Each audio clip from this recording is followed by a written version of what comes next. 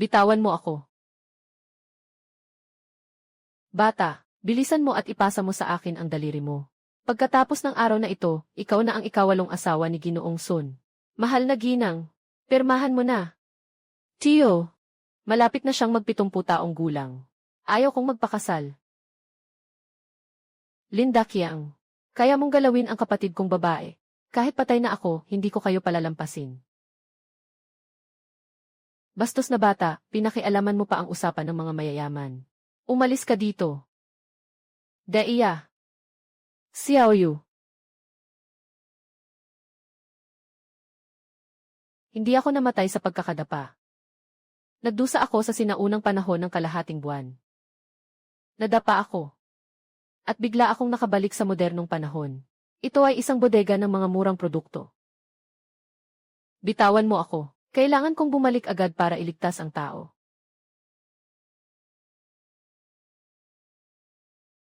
₱9 at libre ang shipping para sa plastic na diamante.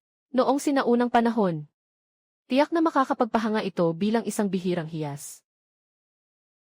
Magdala ka ng isang hita ng manok para sa kapatid na babae. Linda Qiang, maghanda na sa pagbagsak ng antas. Dumikit na ang pulang luwad. Akin na ang pera.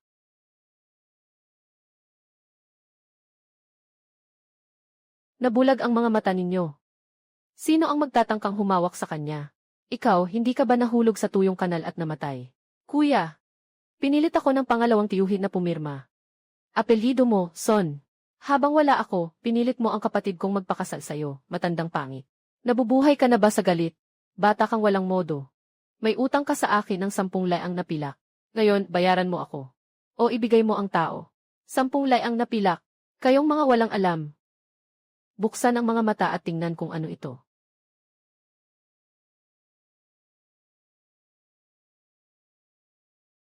Ang liwanag ni Ginoong Li.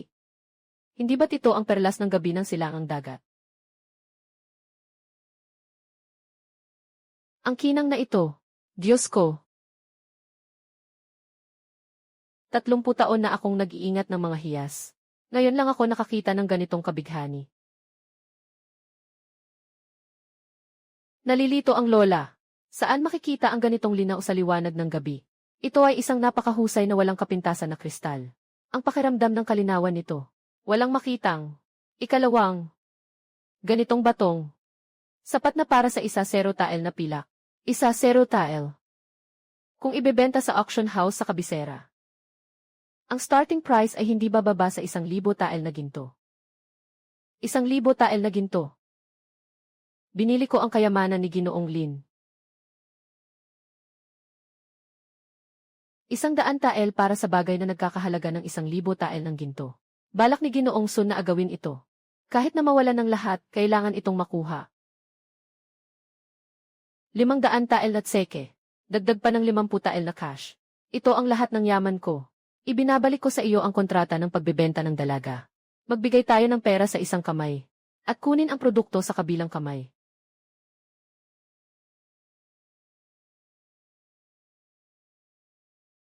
Ang bagay na ito ay sa iyo. Dalhin mo ang mga tao mo at umalis ka sa bahay ko. Mabilis, umuwi ka na at isara ang pinto. Huwag nang tumanggap ng bisita. Walang makikita. Napakabait na pamangkin. Talaga namang hindi mo maitatago ang iyong galing. Itong mahigit 500 na layang napilak. Inalagaan ito ng tiyuhin mo para sa iyo. Para makabili ka ng magandang lupa. Inalagaan mo para sa akin. Kahapon, dumating ka para agawin ang bigas. Halos mamatay sa gutom si Xiaoyu. Ngayon, nagdala ka ng tao para ibenta si Daya. Ngayon, nakikipag-usap ka sa akin tungkol sa pamilya. Huwag kang gagalaw. Ang perang ito ay sa pamilya Lin. Umalis ka at bitawan mo ako. Bata ka, naglakas loob kang saktan ang nakatatanda. Ang perang ito, balang araw ay ibabalik mo ng doble. Mula ngayon, wala na tayong utang na loob. Huwag ka nang maglakas loob na pumasok dito kahit isang hakbang. Hindi ka makakalabas ng walang dala. Itong batang ito, kung may una, may pangalawa. Ngayong gabi, sisirain ko ang lahat.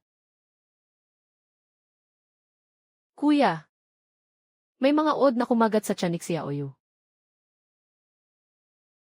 Gutom na gutom. Mabait si Xiaoyu.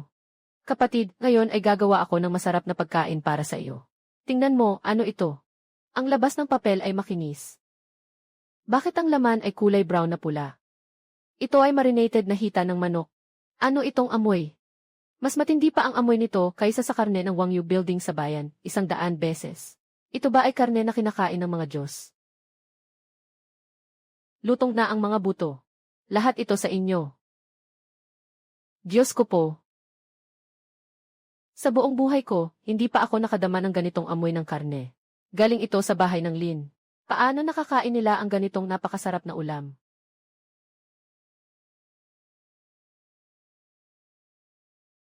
Ang malaking si Daya at si Xiaoyu mag-ayos na ng damit. Huwag nang kunin ang mga sirang bagay. Kuya, saan tayo pupunta? Hindi na tayo titira dito. Hindi na talaga. Dadalahin ko kayo sa bayan. Sa pinakamagandang inn. Kakain tayo ng masarap. Isang pakete ng modernong merienda lang ay kayang gawing sabik ang mga sinaunang tao. Isang plastic pwedeng palitan ng 500 leyang. Gusto kong dalhin lahat ng modernong gamit dito. Mahal na mga bisita, pakiusap, pumasok na kayo. Maghiwa kayo ng 2 pinggan ng pinakamasarap na lechon. Isang inihaw na manok na tinatawag na calligraphy chicken. Magluto kayo ng 1 balde ng mainit na tubig at ihatid dito. Sige po, Ginoo. Ako na po ang gagawa nito. Kuya, magkano kaya ang gugugulin natin sa gabing ito? Bakit natin ginagastos ang pera ng ganito? Ano na ang mangyayari sa hinaharap? Hihi! Ate, ang lambot ng kama na ito. Mas komportable ito ng 1,000 beses kaysa sa dayami sa bahay natin. Malaki. Ilagay ang puso sa tiyan. Ang 500 tael ay simula pa lang. Isara ninyo ang pinto at maligo. Matapos kumain ng inihaw na gansa, matulog na. Kailangan kong kumuha ng bagong stock. Babalik agad ako.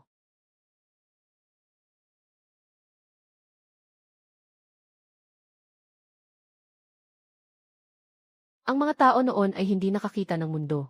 Laruan na may tunog, ilaw at kuryente. Siguradong mapapaniwalaan sila. Nagliliwanag na elastic na bola. Ibebenta bilang glow-in-the-dark na perlas. Perpekto. Musika, namumulaklak na lotus na kandila.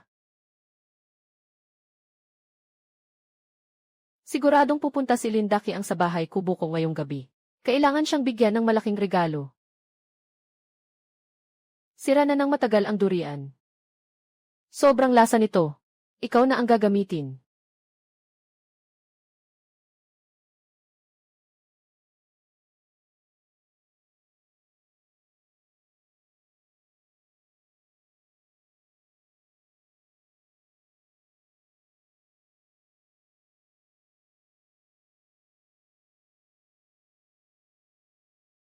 Isa 0 tael ng pilak para sa isang sirang kahon. Sobrang naiinip ka na sa pera, no? Hahaha, tingnan mo itong batang ito. Parang isang mapanlin lang na manloloko sa kalsada. Kung gusto mo, mag-akyat ka. Ang laman ng kahon na ito. Ito ay ang espiritu ng mga Diyos na naglalaro sa langit. Yung mga gustong magmura, magbigay daan na agad.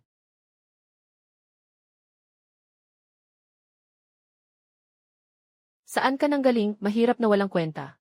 Nangahas magsalita ng ganito sa Qingyi County. Siya ay ang tanging supling ng pinakamayamang pamilya, Qian. Mukhang mababali ang binti nitong batang ito ngayong gabi. Siyang Master Qian, tama ba? Nadumihan ang espiritu ng langit na Diyos. Kahit na mayaman ang pamilya mo, hindi mo pa rin kayang bayaran ito. Walang hiya. Ako, may dalang 50 pirasong ginto. Kung hindi mo maipapakita ang isang bagay na makakabulag sa akin, agad kang umalis dito sa kalye. Buksan mong mabuti ang iyong mga mata. Tingnan mo kung ano ang ibig sabihin ng bulaklak na nag-aapoy. Musika ng mga Diyos. Itong peking bulaklak, sino ang pinapaniwalaan mo? Saksi sa himala.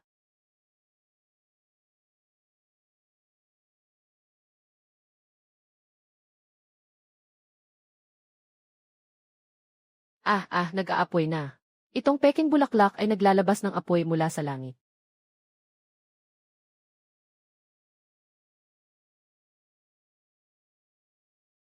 Himala. Bulaklak na naglalabas ng apoy. Automatikong namumulaklak ang mga bulaklak. May isang diwata pa na kumakanta sa loob. Nakatago ang mga Diyos sa mga bulaklak. Hindi ko pa naririnig ang kantang ito. Hindi ito pangkaraniwang bagay. Ito ay ang riina ng langit. Ang sagradong silyang may 7 kulay para sa pagbati ng kaarawan. Ang musikang ito, ang kinakanta ay ang mga salita ng Diyos mula sa mundo ng mga Diyos. Ang regalo para sa kaarawan ng Inang Reyna. Binili ito ng binata. Nag-aalok ako ng 100 pirasong pilak. Ito ay hindi ibinebenta. Kung nais mong maranasan ang mga kagamitan ng mga Diyos, bumili ka ng blind box. 10 piraso sa isang pagkakataon. Walang refund o palit. Ako ang pipili. Binili ko lahat ng kahon na ito.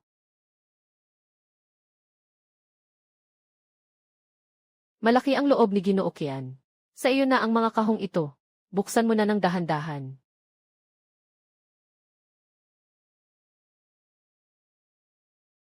Ate Big at Xiao Yu.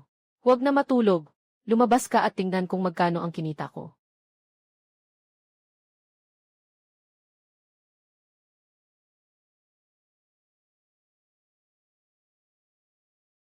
Isang buong sako ng mga pilak na baro at gintong yuan bao. Tiyak na may kayamanan ang batang ito. Tingnan mo ang mga pinakamatindi at pinakagandang yaman na nakuha ko. Amoyin mo. Ang amoy ng espiritu na prutas na ito. Sobrang nakakahay. Ano ito? Mas mabaho pa ito ng 100,000 beses kaysa sa poso. Ito ay tinatawag na Xuantay Silinggo. Mas mataas ang kalidad ng mga pambihirang yaman ng langit at lupa. Mas kakaiba ang amoy. Ito ay inaalay sa emperador. Maaari itong ipagpalit sa isang walang halaga na kayamanan ng isang gobernador. Ang tindi ng mabahong amoy na ito. Puno ng matutulis na tinik tulad ng bakal. Ito na siguro ang kanyang pinakamatinding pinagkukunan ng yaman. Bukas ay kaarawan ng punong bayan. Kung nakawin ko ang prutas na ito at ialay sa punong bayan, maaari na akong maging opisyal. Tulong ng langit sa akin. Hindi man lang nakasara ng maayos ang bintana. Dapat sa akin ang prutas na ito. Ay naku! Ang lakas ng amoy na to, habang inuamoy mas nakakahilo. Tiyak na nakuha niya ang esensya ng kalikasan. May nahuli ng isda. Huwag mong sisihin ang pamangkin ko kung hindi ka man lang nakapagpasalamat. Mayaman na tayo, mayaman na tayo. Big brother, bakit hindi ka natutulog sa gitna ng gabi, pumunta ka pa sa kubo para maghukay ng dumi? Paano naging ganito ng amoy na basurang kahon? Ganito, yun. Sobrang lakas ng amoy. Hindi pa nga ganito kalakas ang usok sa baboyan ni Tia sa kabila. Mga magulang, hindi nyo alam kung ano nang pinag-uusapan nyo.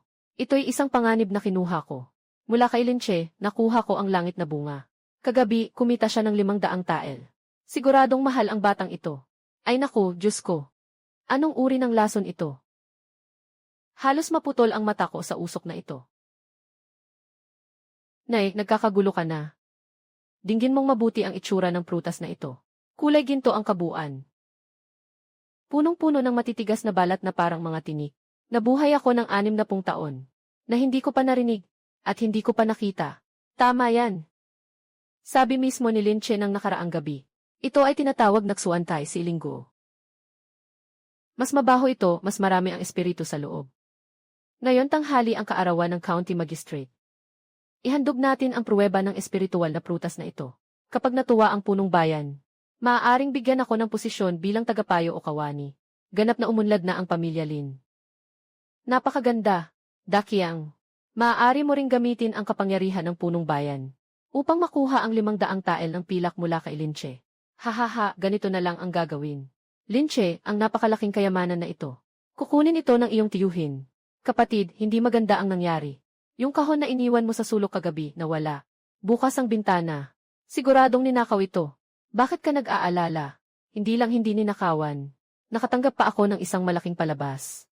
Kuya, iyon ay isang napakamahal na yaman na pwedeng ipalit sa isang gobernador. Nawala lang ng ganito. Hindi ka man lang nagsasawa. Napakamahal na yaman. Yung mga sira-sirang prutas na nakuha ko sa basura. Magbilang na tayo ng oras. Si Linda Kiang ay dapat hawak na ito ngayon. Nakatayo sa kaarawan ng County Magistrate.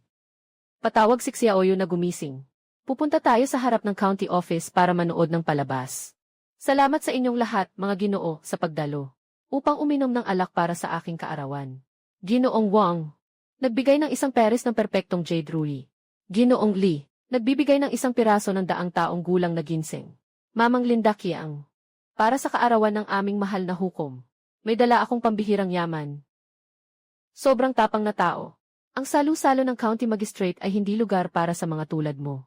Ano ang hawak mo dyan? Bakit parang may amoy ng palikuran? Mahal na Ginoo, pakiusap, tingnan ninyo. Ito po ay inaalok ng mga karaniwang tao. Ito ay isang espiritual na prutas na nahulog mula sa langit sa loob ng 1,000 taon. Tinatawag itong Xuantai Silinggo. Bagaman kakaiba ang amoy ng prutas na ito, kapag kinain, ito ay makapagpapahaba ng buhay. Espiritual na prutas mula sa langit. Ako'y nasa serbisyo ng gobyerno ng 20 taon. Hindi pa ako nakakita ng ganitong kababalaghan. Linda Qiang, kung ikaw ay mangahas na linlangin ako gamit ang mga karaniwang bagay, ako'y tiyak na papaluin ka ng 50 beses. Kahit na may 100 tapang ang mga karaniwang tao, hindi nila kayang linlangin ang Ginoo. Mangyaring hayaan ang Ginoo na personal na tanggalin ang pulang tela. Totoong may kapangyarihan ang swerte. Ayos. Ngayon ay bibigyan ko ng bagong pananaw. Hayaan akong makita ang tunay na anyo ng prutas na ito. Uff! May lason, may nakalalasong usok. Aba, Diyos ko. Ano itong uri ng mahika? Tanggapin. Ito ay malinaw na isang malaking tambakan ng dumi na pumutok matapos ang 10 taon ng pagbuburo. Tulong! Ito ay talagang para sirain ang lugar. Nabaho na ako. Tumakbo ka. Ito ay lason. Huwag kang magkamali. Ito ay talagang espiritual na prutas. Kailangan mo lang tiisin ang masangsang na amoy at kumagat ng 1 beses. Agad kang magkakaroon ng mahabang buhay. Mukhang gusto mo akong mamatay agad. Tao. Hulihin ang taong ito na may balak maglagay ng lason. At patayin ang opisyal ng korte. Ayos ka, Linda Qiang. Naglalakas loob kang maglagay ng lason sa handaan ng aking kaarawan. Mga kapatid, pihitin siya. Injusto po, Ginoo. Inakusahan po kami ng walang sala. Itong prutas ay nakauko mula kay Linche, ang pamangkin ko. Sabi niya ito ay espiritual na prutas. Ginoo, kung gusto mong arestuhin, sige, kunin mo siya. At may lakas pa rin ang loob mong magdahilan. Nangagat ng iba. Ang patalim na ito ay malinaw na dinala mo. Dalhin siya sa akin. Paluin ng 50 beses. Pagkatapos ay ipakita sa kalye. Kuya, ito.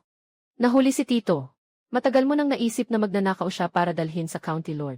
Yung taong sakim at walang alam. Kapag nakita ang pakinabang, sila ay magpapadala sa daang patay. Masama si Tio. Palo sa puwet niya. Tara na, anak. Dadaling ko kayo sa isang tamang gawain. Kung ang modernong basura ay mabibenta ng mataas sa ancient times, edi ang basura noong ancient times, mas lalo pang magiging sanhi ng malaking gulo sa modernong panahon. Kuya, wala nang kahoy sa loob nitong bahay. Anong matitira pa nating ayusin? Matagal nang nakapatong itong sirang mangkok, siguro 7-8 taon na. Sa pang-araw-araw, nakakaabala ito sa paningin. Ngayon lang talaga ako nakakuha. Itong glazurang ito. Sa kasalukuyan, baka ito na ang pinakamahalagang yaman. Ako ay nagbebenta ng modernong murang industriya ng mga produkto noong sinaunang panahon. Yung mga lumang bagay noong sinaunang panahon, dinadala ko pabalik sa modernong panahon. Hindi ba tunay na antigong piraso ito? Pagpapalitan ng mga kalakal. Ito ang tunay na malaking kita.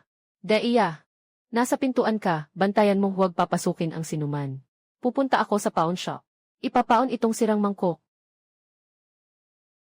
Bata. Kakatapos lang ng shoot ng period drama, di ba? Ano ang gusto mong ibenta dito? Mahalagang antigong bagay mula sa pamilya. Boss, pakitignan mo nga. Tingnan natin kung magkano ang halaga. Isang ceramic na mangkok na kahawig ng Ming Dynasty Ruqian na mailangit na bughaw na glaze. Medyo kahawig talaga. Sayang, halata namang gawa ito sa modernong pabrika. Mukhang hindi rin basta-basta ang batang ito. 200 piso. Itong sirang mangkok, kukunin ko na. Gagawin kong ashtray. 200. Boss, kung hindi mo na kailangan ang mga mata mo, maari mo itong ipagkaloob sa nangangailangan. Kung ito ay peke, kakainin ko ito sa harap mo. Hindi na lang. Sandali lang. Ginoo, maaari bang tingnan ko ng mabuti ang mangkok na hawak mo? Ay naku, Yanyi. Sue, bakit ka pa mismo pumunta sa maliit kong tindahan? Itong batang ito ay gumagamit ng handicraft para manloko. Huwag mong madumihan ang iyong mga kamay. Tumah ka. Ang kulay ng glaze ay malambing na parang jade. Ang mga hibla ng sikada ay natural na kumakalat. May bakas pa ng sesame seed na nakatusok sa ilalim. Kulayan ng langit na bughaw. Ang disenyo ng crab claw. Ang batong kulay abo na may amoy. Ito ay tunay na ceramic bowl na mailangit na bughaw na glaze mula sa Song Dynasty na Ruyao. At ang pagkakapreserve nito ay napakaganda. Talagang isang himala. Ano ito, tunay na bagay ba ito? Kulang sa 100 piraso ang mga ruyaw na naipasa sa kasaysayan. Paano ito posibleng totoo? Ginoo. Kukunin ko ang mangkok na ito mula sa ruyaw. Magbigay ka ng presyo. Sarap. Dahil si Gyangi, Su ay eksperto. Kukunin ko ang halagang ito. Isang sirang palayok. Hindi naman labis ang 500,000, di ba? Sapat na ang perang ito para sa aking malakihang pamimili. 50 milyong. Talagang mataas ang presyong ito. Ngayon, ang presyo sa auction ay umaabot lamang sa 40 milyon. Ngunit napakabihirang makatagpo ng ganitong perpektong piraso. Mahilig din ang lolo ko sa ruyaw. 50 milyon, ayos lang. Agad na ipasok ang pondo sa mabilis na daan. Ilagay ito sa card ng Ginoo. 5,000. Tama nga, mayaman si Gyangi. Su, nakuha. 50 milyon. Nakalampas ako ng ilang milyon Ginoong Lin, narito ang aking pribadong business card. Kung sakaling may mga katulad na magagandang bagay, mangyaring makipag-ugnayan sa akin agad. Tiyak na masisiyahan ka sa presyo. Huwag kang mag-alala, yan. Su, ang ating pakikipagtulungan sa hinaharap. Tiyak na magbibigay sa iyo ng bagong pananaw. Boss, ibigay mo sa akin ang pinakamaliwanag na 100 malalakas na flashlight. Lahat ay dapat may mabilis na strobe function. CJ, boss. Ito ang pinakabagong uri ng aming espesyal na flashlight. 2,000 lumen. Pindutin ang flash sa mata. Kahit ang elepante mapapalingon. Ganito kalakas na rechargeable outdoor battery. Magdala ka ng 10 piraso para sa akin. At sabay mo na ring tulungan akong kumuha ng isa. Malakas na dry ice machine. At double bubble machine. Hindi problema ang pera. Dapat mabilis. Naging mayaman ako sa sinaunang panahon. Hindi maiiwasan na may mga bully na maghahanap ng gulo. Dalhin ang mga anti-explosion na gadget na ito. Sino ang magtatangkang mang-abala sa akin? Ipapakita ko sa kanya kung ano ang tunay na pisikal na paglipat.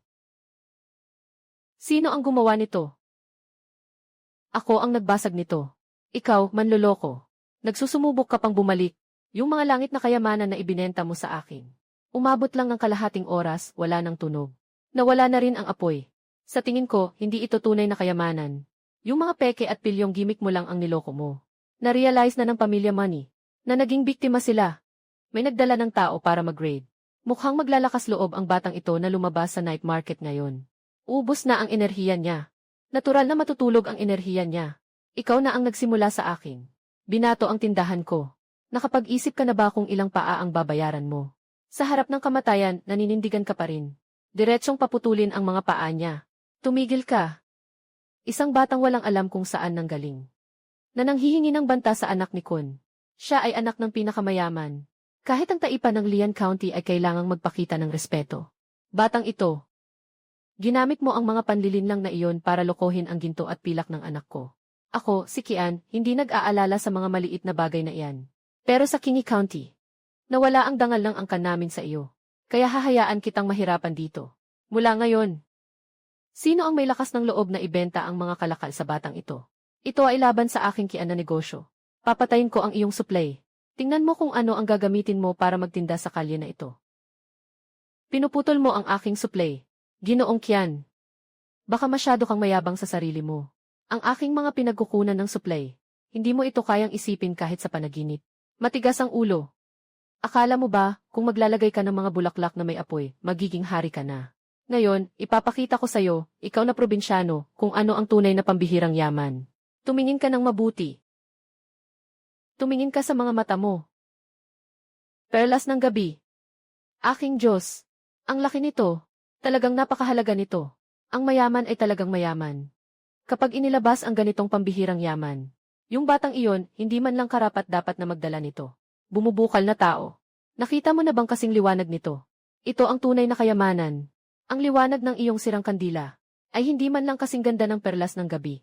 Bata, kung makakakuha ka ng mas maliwanag at mas kakaibang kayamanan kaysa sa perlas ng gabi ko, hindi lang ako magbabayad sa iyo ng 10 beses na halaga ng upa, kundi ibibigay ko pa sa iyo ang titulo ng lupa sa silangang kalye na ito. Kung hindi mo kayang ipakita, kneel down and bow to me. Ikaw, isang alitaptap. Naglalakas loob kang makipagkumpara sa akin sa pisika ng liwanag. Ano itong sirang bakal? Itim na itim at naglakas loob pang ipakita, nakakahiya. Ginoong Kian, ngayon, ipaparanas ko sa iyo ng personal. Ano ang ibig sabihin ng dakilang araw na parito? Matay ka na. Mata ko. May kidlat na bumaba mula sa langit. Tulong! Mata ko po. Nabulag ako. May mga mangingilabot na sinunog ang mata ko ng apoy. Tatay, naihulog mo ang iyong perlas na nagliliwanag sa gabi at nabasag na. Naubos na ang berdeng liwanag. Hindi ko na ito kayang tiisin. Hindi ba't dapat mas maliwanag? Nasaan ang iyong perlas ng gabi? Itaas mo at ikumpara ulit. Ang aking perlas ng gabi. Ito ang mana ng aming pamilya. Lahat ng pagsisikap ko ay nasira. Mahal na Diyos, huwag magalit. Ako'y isang matandang bulag. Nakasagasa ako sa iyong mahika. Pakiusap, mahal na Diyos, patawarin mo ako. Ako'y bulag. Ako'y magpapakamatay. Mahal na Diyos, pakiusap. Hindi na ako muling magkakamali. Ginoong Kian, narinig ng lahat ng narito. Ang titulo ng lupa sa silangang kalye. Ibigay na ito. Nandito ang kapangyarihan ng Diyos. Handa akong tumaya at tumanggap ng pagkatalo. Aalis na ako kasama ang mga tao. Huwag magmadaling umalis ah. Kung seryoso kayong nagkakamali, hayaan ko kayong makakita. Tingnan ninyo kung ano ang tunay na kagandahan ng isang Diyos-Diyosan. Ngayon ay ipapakita namin sa inyo ang isang tunay na paraiso. Kung ano ang tunay na engkanto. Puting usok. Napakabigat ng puting usok na ito. Sa loob ng kahon na ito ay biglang sumabog ang ulap. Ito ay isang pambihirang karanasan. Parang ang mga binti ko ay nasa ulap na. Mahiwagang mundo. Paano tayo makakalayo sa makulay na ulap? Makukulay na malinaw na perlas ng diwata.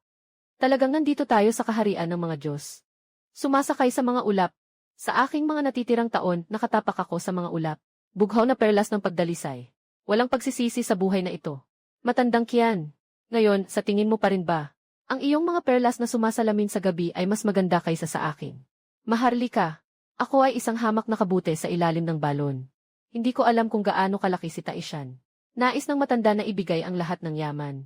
Basta't tanggapin ng Diyos ng lupa ang matanda bilang disipulo. Kahit na kailangan pang ipaghanda ng matanda ng tsaa at tubig ang Diyos. Magwalis at maghugas ng paa. Handa rin ang matanda na gawin iyon.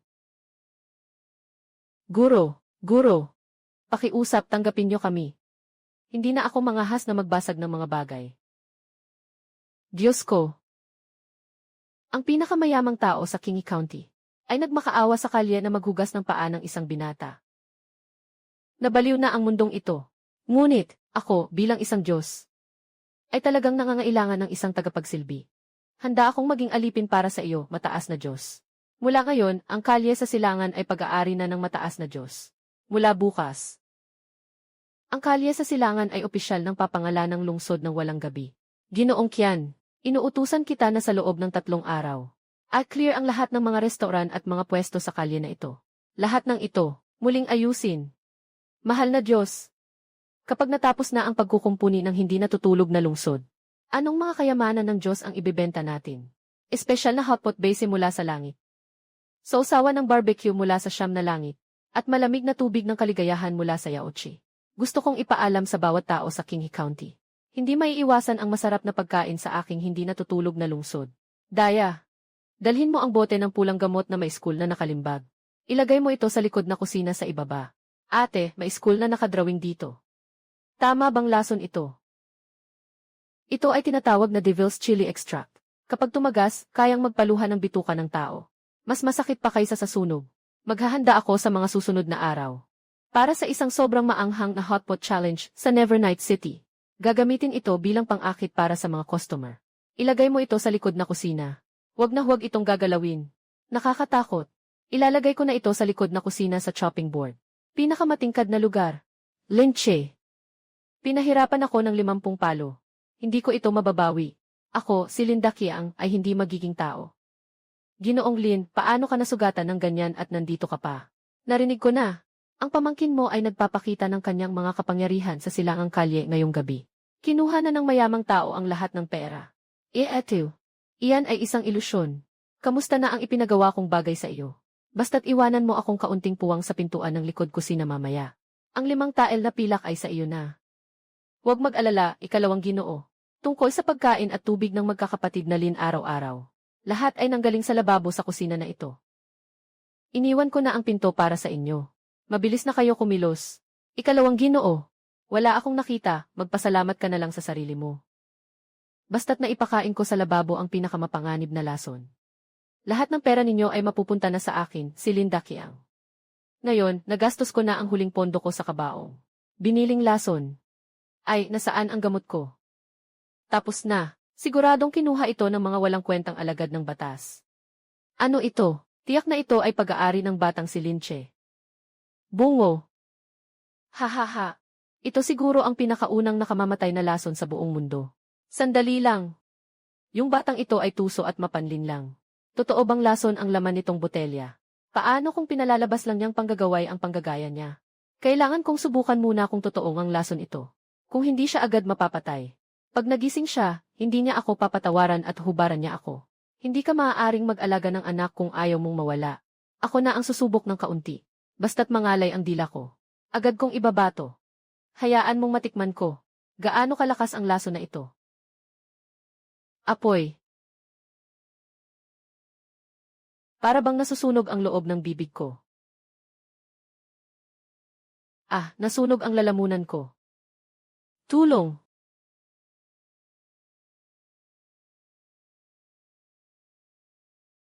Gusto ko ng tubig. Uminom ng tubig para mag-detox. Nasusunog na ako. Tulong. Bigyan niyo ako ng tubig.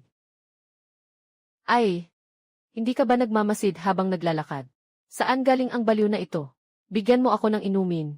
Nakapagsunog ako. Tingnan niyo. Ha.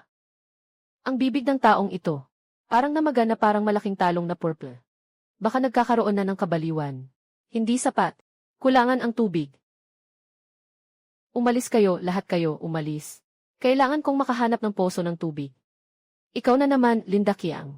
Katatapos lang ng 50 palo mula sa county magistrate kaninang araw. Ngayon, nandito ka na naman para sirain ang aking palabas. Huwag mo siyang pakawalan. Banga ng tubig. Iyan ay tubig. May pag-asa na ako. Huwag. Iyan ay maruming tubig na panghugas ng mga mudfish. Sobrang mabaho.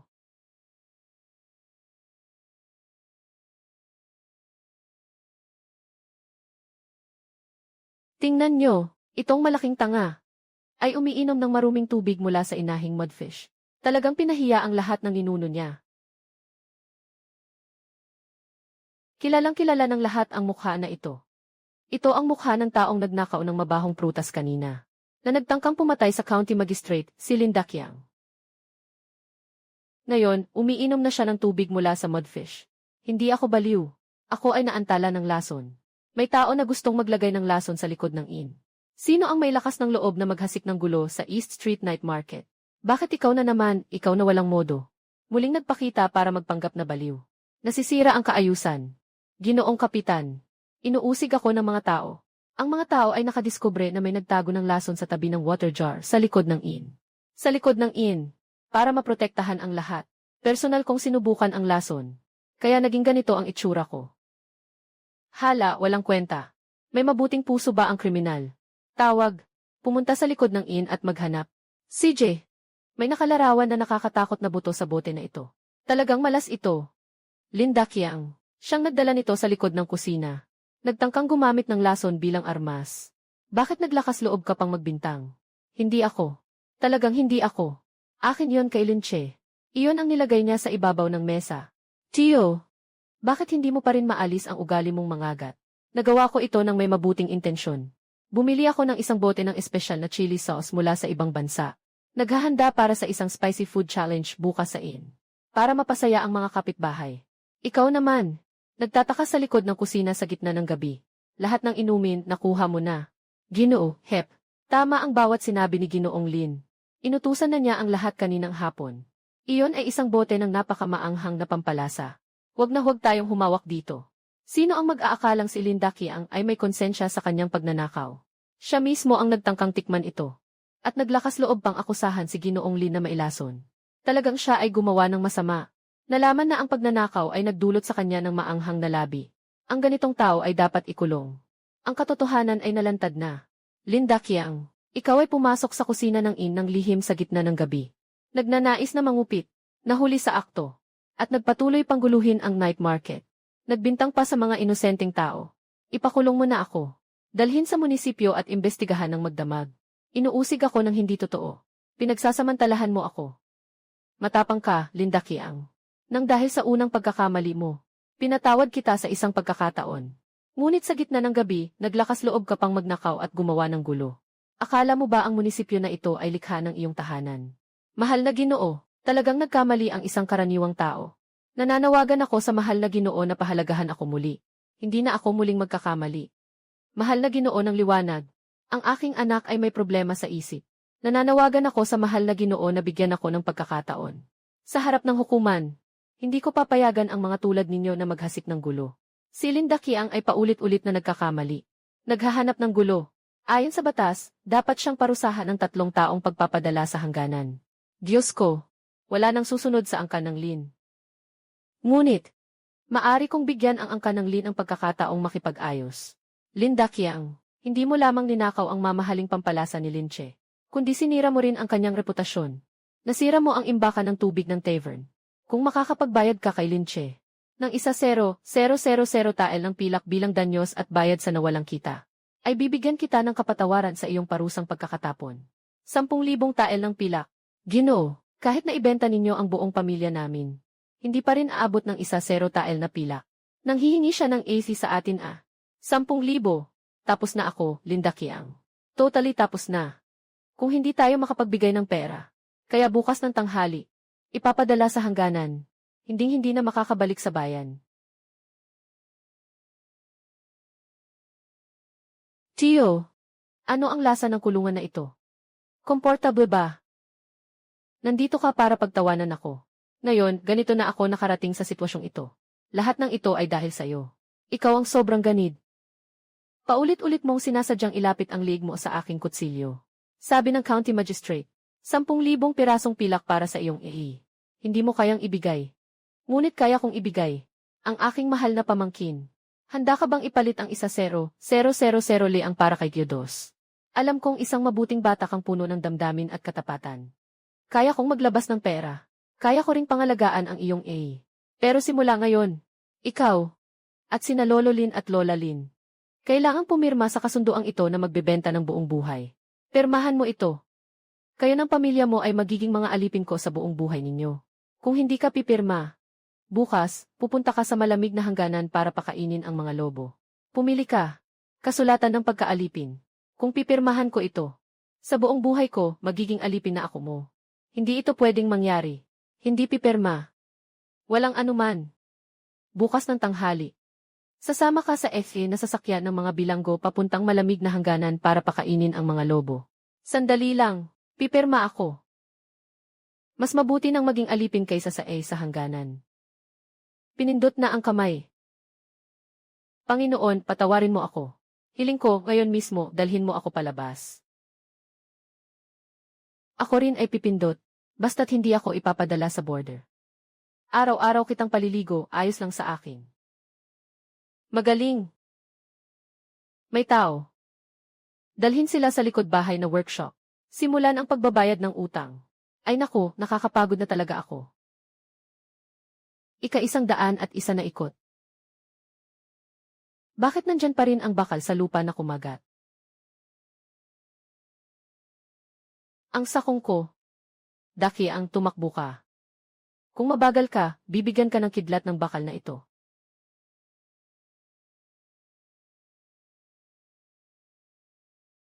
Daya. Sabihin mo sa foreman. Kailangan lang nilang huminto ng 1 oras. Magkakaroon tayo ng kakulangan sa tubig at pagkain sa 1 araw. Isa pa.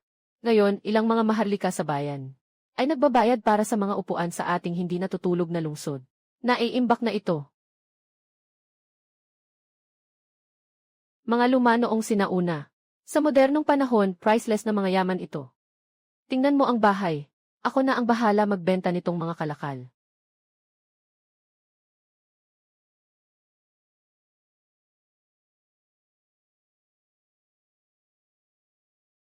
Ginoo Lin. Ito ay isang Ming Dynastic Swan de Bronze Furnace. At ang mga ilang pinta na ito pala ang nawalang tunay na likha ni Tang Yin. Saan mo nakuha ang mga mahahalagang bagay na ito? Ginoong Su, huwag mong itanong ang pinanggagalingan ng mga supply ko. Magkano ang presyo? Kayang tanggapin ng iyong grupo, corporation, ang mga bagay na ito. Kaya kong tanggapin. Siyempre, kaya kong tanggapin. Ginoo. Halagang 200 milyon. Basta pumayag ka lang. Sa loob ng 3 minuto, ipapadala ko na ang pera sa iyong card. Huwag mag-alala. Unang ilalagay ko ang 200 milyon dito sa iyo. Agad mong tulungan akong bumili ng ilang mga kagamitan. Kailangan ko ang pinakamahusay na mataas na boltahe na proteksyon na pananggal laban sa pagsabog. 1,000 set ng buong metal na taktikal na flashlight na may malakas na liwanag. At mataas na boltahe na stun baton. Bukod pa rito, magpagawa ka sa akin ng isang solar-powered wireless monitoring system. Bakit ka bumili ng ganitong maraming espesyal na security at anti-bomb equipment? Ito. May gamit ako para dito. Diyos ko. Kinuha ng Diyos ng kahoy ang araw mula sa langit at isinabit ito sa bakal na poste. Sa kalagitnaan ng gabi, mas maliwanag pa kaysa sa araw. Nalaman na ng nakatatanda. Ang buong lungsod na ito ay puno ng ginto. Kahit na ito'y kakaiba. Ngunit mabilis ang kamay ng mga kapatid natin. Nagnakaw ng pera at umalis ng lungsod sa magdamag. Sino ang makakalaban sa akin? Mga kapatid, pasok na tayo. Kunin lahat ng ginto, salamin at alahas. Mag-ingat ang security team. May isang grupo ng walang kwentang basura na pumasok. I activate ang special anti-explosion mode. Tandaan mo, huwag mong dumiin ang bagong patong na semento. Isang koponan, nakarinig. Mga kapatid, ilabas ang mga armas. Ang mga mata ko. Diyos ko, bumagsak na naman. Hindi ko makita. Boss, nabulag ako, may multo. Mahal na Diyos, huwag mo akong parusahan. Huwag mong gamitin ang kidlat laban sa akin. Dito sa aking walang tulugang lungsod. Dapat nakabaluktot ang dragon. Dapat nakadapa ang tigre. Gusto mong magnakaw. Pumunta ka sa gilingan sa likod. Hanapin si Lindaki ang para kumuha ng uniforme ng bilanggo. Sabay mong tumakbo gamit ang gulong.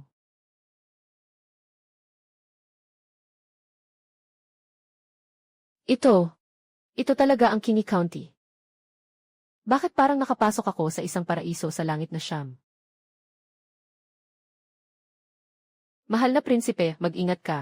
Sa paligid ng bayan na ito, nandyan ang mga itim na bakal na mata na kusang umiikot. Nanghuhula ako na. Ang bawat galaw natin ay lihim na pinagmamasdan ng iba. Kawili-wili. Narinig ng ama ng bayan na may isang henyo sa Kingi County. Kaya't nais kong personal na makita kung ilang ulo talaga ang meron si Linche. Ipahayag ang utos ko.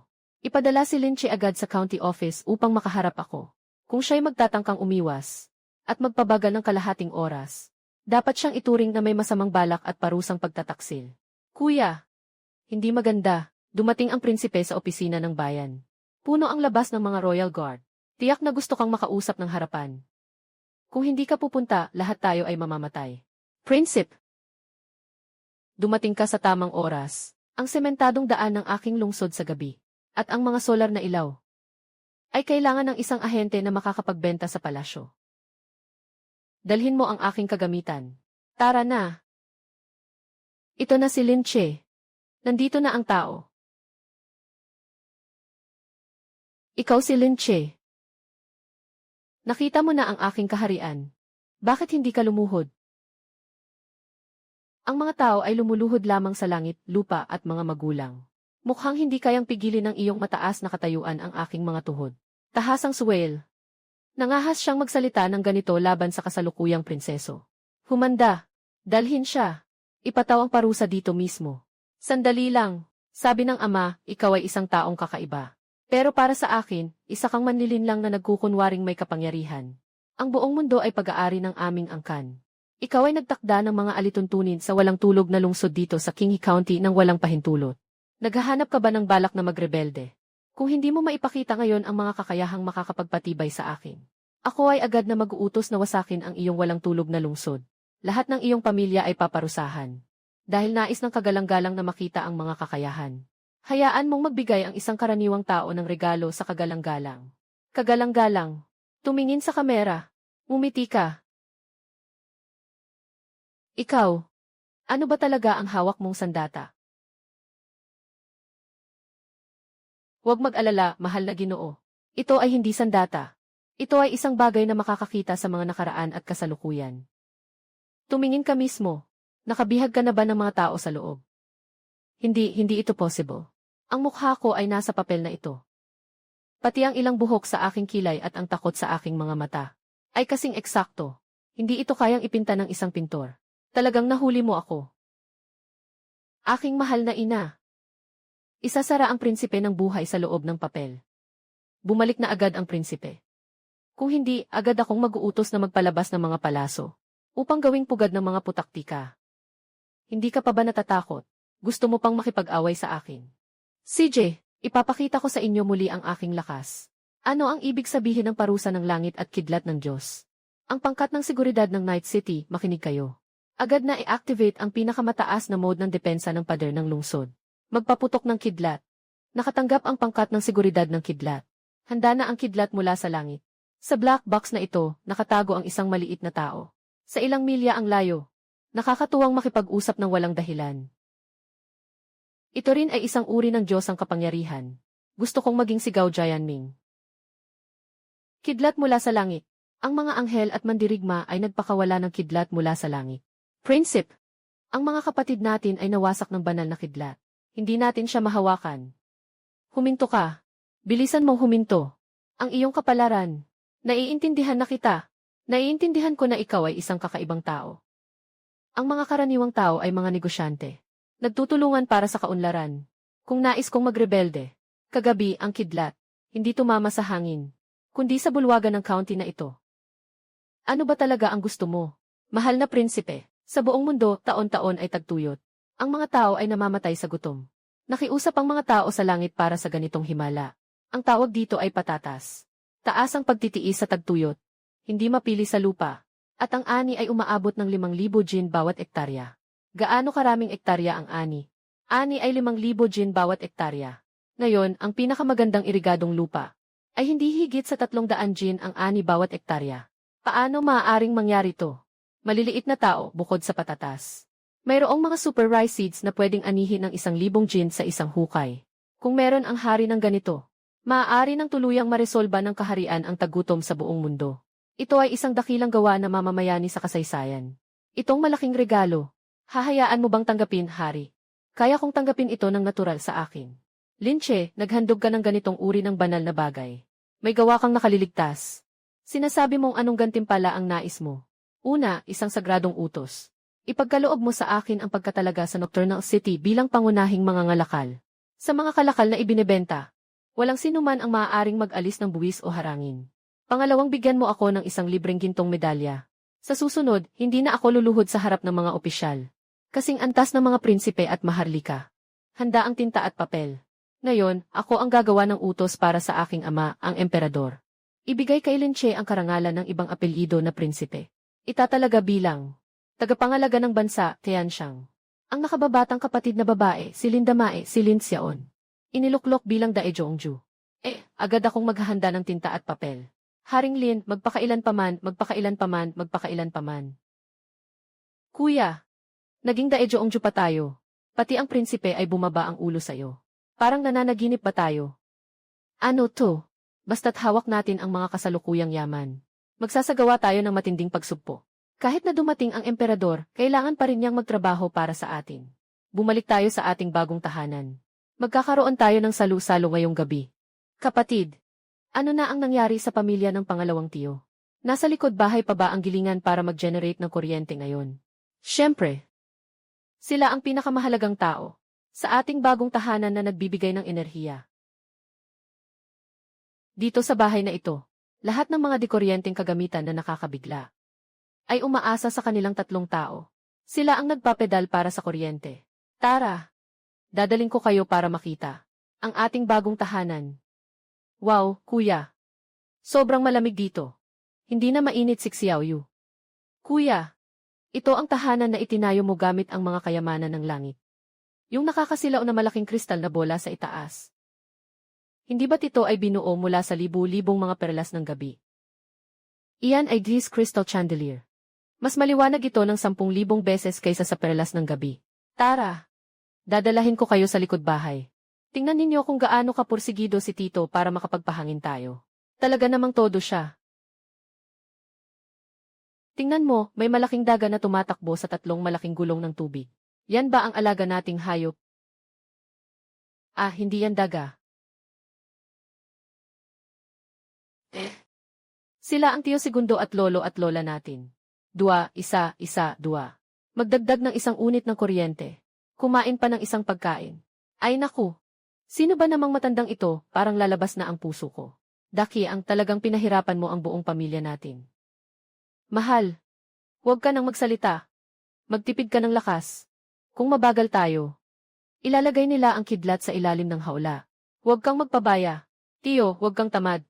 Malakas ang hangin sa harap. Mataas ang konsumo ng kuryente. Mabagal kayo. Baka mag-init ako. Tumunog ang alarma. Tumatakbo kayo, mga magulang. Tumakbo ka na, darating na ang kidlat. Hindi ko na kaya. Pahinga muna ako. Aba, Diyos ko. Tinamaan na ng kidlat ang aking paa. Tumakbo ako, kaya ko pang tumakbo. Kapatid, mukhang nararapat lang sa kanila ito. Dingdong, may bisita kayo, pakisilip. Daiya. Dalhin mo si Xiaoyu sa itaas para pumili ng kwarto. Ang ating pangunahing kliyente ay dumating na may dala ng pera. Kapatid, pupunta ako sa bisita. Maligayang pagdating. Mahal na Ginoo, tingnan ninyo. Ang tahanan ng Prinsipe Lin. Wala man lang kahit isang tagabantay. At saka, paano naglalabas ng boses ng babae yung itim na kahon sa dingding? Wala akong pakialam sa mga demonyo at halimaw. Basta't si Lin Che ay may pambihirang kakayahan. Dapat talagang siya sa atin ang lugar na ito ng mga Diyos. Ngayon, kailangan kong alamin ang katotohanan tungkol dito. Ang lamig na ito ay napakamakapangyarihan. Walang nakalagay na yelo sa silid na ito. Bakit mas malamig pa ito kaysa sa pinakamalalim na yelo sa palasyo? Kailangan pa rin ng malamig na hangin tulad ng sa Taglagas. Mahal na prinsipe, tingnan mo. Iyan ang mataas na puting kahon, na naglalabas ng malamig na hangin. Ito ay tinatawag na air conditioning. Ito ang aming espesyal na kagamitan sa langit para ayusin ang temperatura ng mga panahon. Basta't busog ito ng kuryente. Patuloy itong maglalabas ng malamig na hangin. Diyos ko! Napakalaki at napakapantay na walang kapintasan na salamin. Ginamit mo pa ito bilang pader. Kung ilalagay ito sa kabisera, ang pader na ito ng salamin ay makakabili ng kalahating lungsod Salamin lang naman. Karaniwang materyales lang. Dumating ang prinsipe ng may sinseridad. Mas maganda kung pumunta muna sa banyo sa kwarto at maghilamos. Banyo. Ano ang lugar na ito? Isang sagradong lugar. Nais ko lang magpahinga. Ibig bang sabihin ang bahay ng mga Diyos? Mayroon pa palang lugar para mag-ihi at magbisi. Ang liwanag ng banyo ay napakaliwanag. Ang puting ladrilyo na nakadikit sa pader na ito ay mas makinis pa kaysa sa pinakamagandang jade ng tupa. Diyos ko, hindi ko nga kayang ipasok ang sapatos ko dito. Ano itong bakal na lotus na nakasabit sa pader? At itong puting porselana na palanggana? Bakit may malinaw na tubig sa gitna? Ito ay tinatawag na shower. Kailangan lang ay twist. Ang tubig ay otomatikong babagsak para sa iyong paliligo. Maaaring ay adjust ang init at lamig. Tungkol dito, ito ang aking ginagamit sa banyo. Palikuran. Matapos gumamit ang inyong kataas-taasang. Kailangan lang pindutin ang silver na buton na ito. Pindutin ang buton na ito. Subukan ko nga.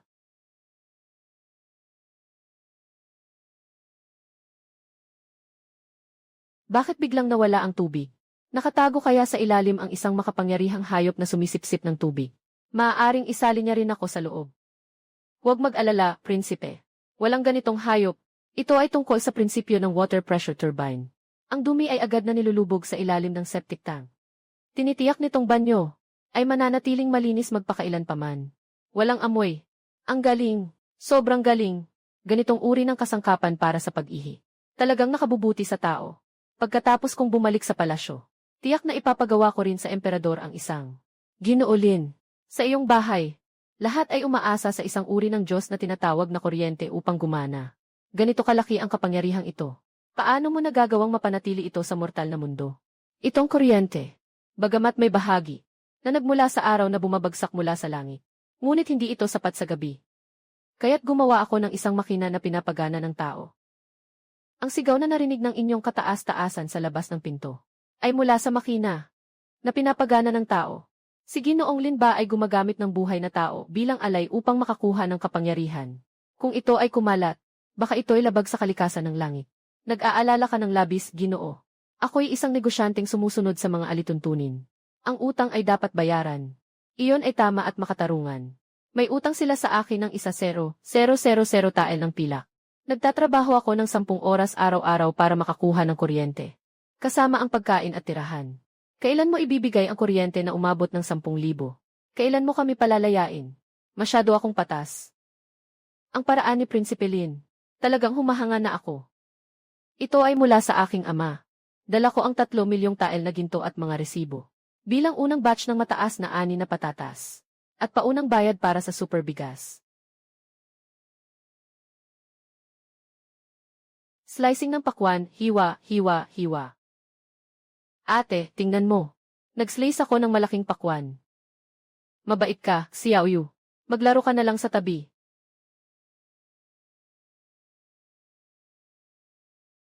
Ang 3,000,000 tael ng ginto ng prinsipe ay naipasok na sa imbakan. Mayroong suporta mula sa kapangyarihang imperial. Ang ating unang hakbang na plano ay ganap ng natupad. Alaynan. Ang sinaunang imperyo ng kalakalan, kasama ng ating teknolohiyang nangunguna, ay maghahari sa buong mundo. Oras na lang ang kailangan. Halos natapos na ang pag-ani ng mga sibuyas sa sinaunang panahon. Panahon na para maranasan ng modernong pamilihan ng kapital sa panig ni Sukinghan. Kung ano ang tunay na pagbagsak ng dimensyon.